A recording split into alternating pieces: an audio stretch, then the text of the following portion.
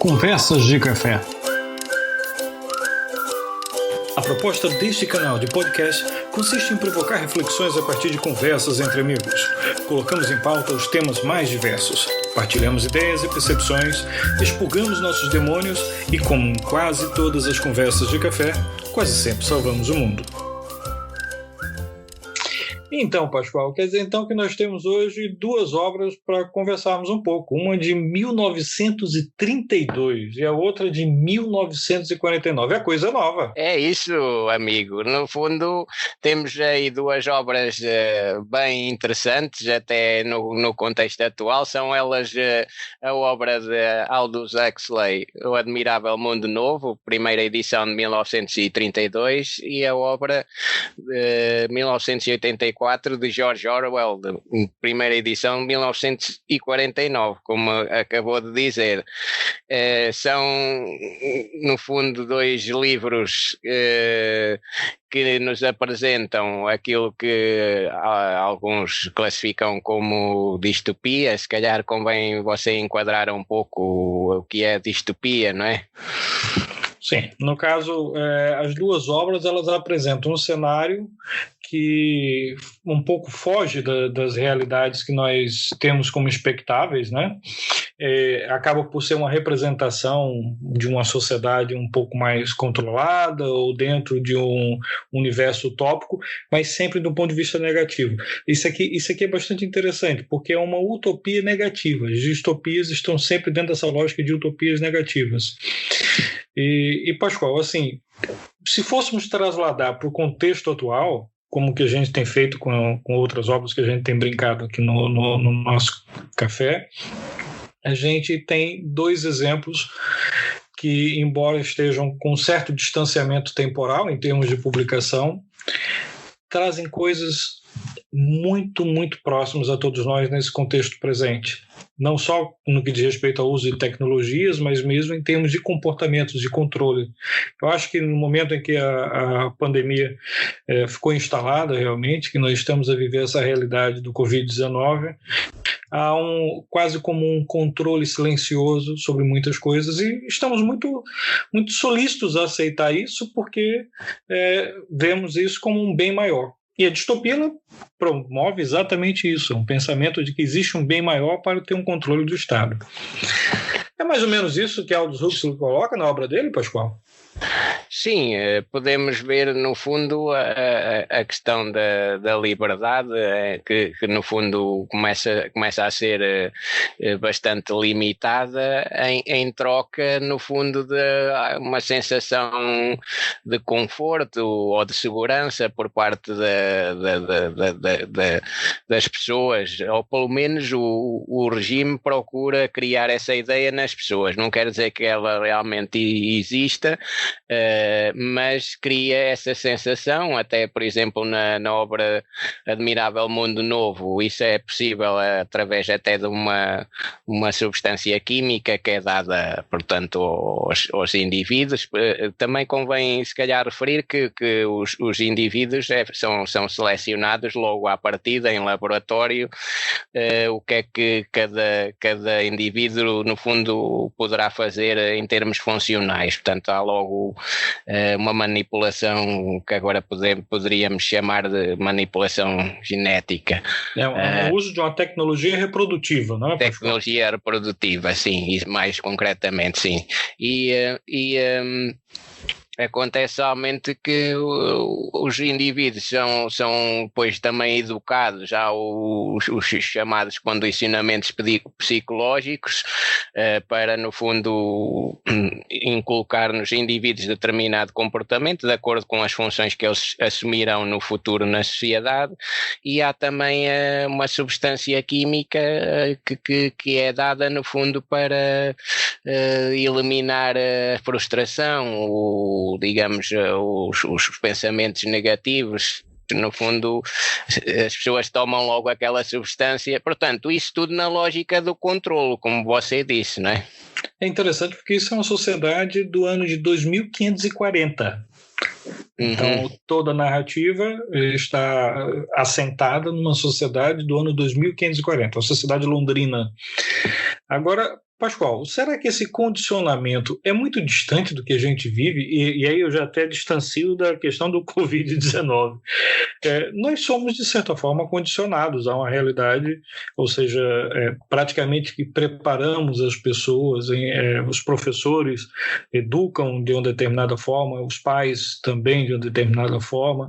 Há um condicionamento social para que você seja competitivo, para que você busque melhores posições, para que você esteja numa situação de destaque, mesmo que isso tudo coloque outras pessoas no percurso mais ao lado, mais à margem. E é o que a gente vê, como você colocou na obra, há uma sociedade selecionada para aquilo, mas há toda uma sociedade que está em paralelo, que está funcionando à margem dessa realidade. Sim, no fundo é a questão do regimes e digamos, terem determinada política que depois desejam que os cidadãos sigam e também há sempre, como em todos os tempos da humanidade, as elites que servem, digamos assim, que estão juntas ao poder e que no fundo vão ser elas depois perante as massas veicular essas tais normas de conduta, de princípios, como é que as pessoas hão de proceder, como é que se hão de comportar, o que deverão fazer na sociedade, os tais papéis de profissões, por exemplo, que profissões poderão desempenhar, por aí fora. Ou seja, acho que em todos os tempos da história da humanidade, em maior ou menor grau, isso existiu. Se agora há mais. Há muito mais, há muito mais. Eu queria provocar você com relação a uma coisa, Sim. Com relação a ter um filho. Em Admirável Mundo Novo, já que havia um controle sobre a procriação, que era vamos pensar numa procriação tecnológica, né?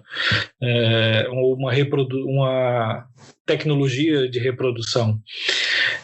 O indivíduo que não nascia nesse contexto, ele naturalmente estava à margem dessa sociedade. E aí a gente pode colocar dentro dessa realidade todo um universo de pessoas que não só estavam à margem dessa sociedade, como também eram considerados como obscenos, pessoas de baixa qualidade. O que se bem me recordo também que está no livro, precisamente procurando ir ao encontro do que estás a dizer, havia ainda, portanto aquilo passa-se então já adiante, havia uma comunidade de que eles no fundo passaram a considerar selvagens, no fundo ao estilo do que se passou em muitos outros momentos da nossa história, que no fundo os do ponto de vista daquele que estava a chegar com uma outra maneira de ver e uma outra tecnologia, para esse eram selvagens. E no livro também são. No fundo havia uma comunidade de indivíduos que corresponderiam talvez ao tempo em que o Aldous Huxley vivia, portanto, ou seja, talvez 100 anos antes, que estava nos Estados Unidos, salvo erro no Novo México, e portanto quando depois chegavam lá os visitantes que vinham do Estado Único, portanto agora a designação concreta, mas a ideia é que havia um Estado Único mundial. Quando chegavam lá os residentes no Estado Único Mundial, no fundo é como se estivessem perante um povo completamente estranho, não é? Completamente selvagem, não é? Completamente selvagem, sim. Só lembrando, Pascoal, como a história se desenrola numa cidade, num período londrino, né, do ano de 2540. Então, quer dizer, nós estamos aí já século XXVI. Né? Muito bem retificado, século XXVI. Bem lá à frente. Isso. É uma situação bastante hipotética, mas tem coisas aí que até deixam a gente a pensar um bocado. Se discute muito com relação à religião. Até que ponto as pessoas, a partir do momento que se envolvem demasiado num conceito de fé, a fé é uma coisa essencial, a gente já tem muita certeza disso, e que é importante que a pessoa acredite em alguma coisa, quer seja numa cadeira, num Deus, não importa, mas no momento em que o racional desaparece, é exatamente esse ponto que vai dar suporte, ou seja, no momento de aflição do indivíduo, ter fé em alguma coisa pode ajudá-lo.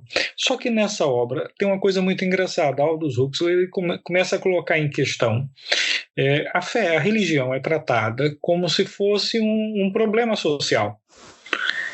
Tem que lembrar que essa sociedade não havia religião. A religião era algo obsceno. Era algo que se afastava. Por isso que é uma sociedade totalmente hipotética, mas que funcionava.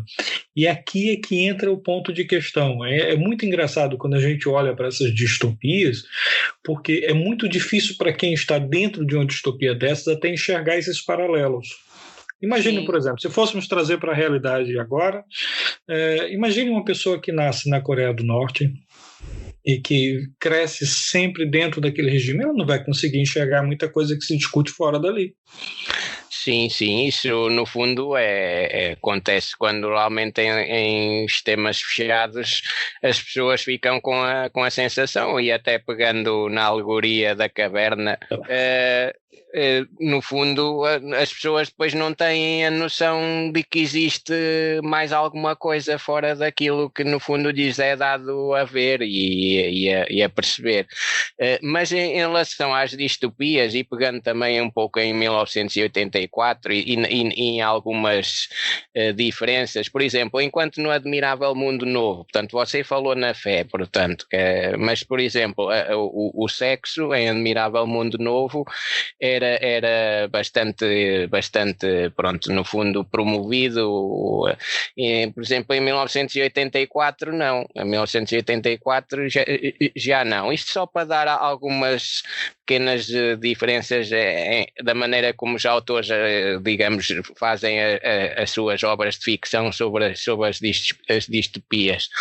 E também falta também, no fundo, um bocadinho mais de contextualização dos momentos em que as obras foram concebidas, porque Orwell salvo erro, também passou pela Guerra Civil Espanhola e criou também um pouco, digamos, algum antagonismo com o que estava a passar na União Soviética com Stalin, e de maneira que 1984, lendo a obra, mesmo não sendo especialista como eu não sou, de maneira, lendo a obra, vê-se que há ali no fundo um refutar precisamente de um bocadinho do sistema que se verificava na altura e que se verificou durante muitos anos na União Soviética, portanto, em que o irmão que está sempre a ver, o Big Brother, portanto em inglês is watching you, no fundo tinha a ver também com esse sistema que funcionou na União Soviética na época de Stalin. Mas o Admirável Mundo Novo parece, portanto, e também como é já então muito mais adiante no tempo a que se passa a história, tem muito mais componente tecnológica, científica associada, mesmo a questão da morte, se bem me recordo, é tratada também de uma maneira já mais técnico-científica, no fundo, se me lembro uma situação em que os doentes estão lá numas camas de hospital e são lá trazidas crianças para verem pronto, como é que é a situação terminal de um indivíduo, se me estou a recordar bem. Mas isso tem bastante a ver com a própria lógica do partido, né? Ali também é todo... as duas obras têm isso de forma bastante presente. Há sempre um controlo que é feito por um poder, que a gente aqui está simplificando em chamar poder do Estado, mas no final das contas é um poder que existe ali. sim, no fundo representa um sistema que procura manter-se, portanto procura manter o poder fazendo um controlo extremo sobre a população, portanto, e para isso faz-se valer também de uma quantidade de indivíduos, digamos, mais especializados. Por exemplo, em 1984 o Orwell até fala lá nos percentuais, numas percentagens de quantos é que são os do topo, depois vem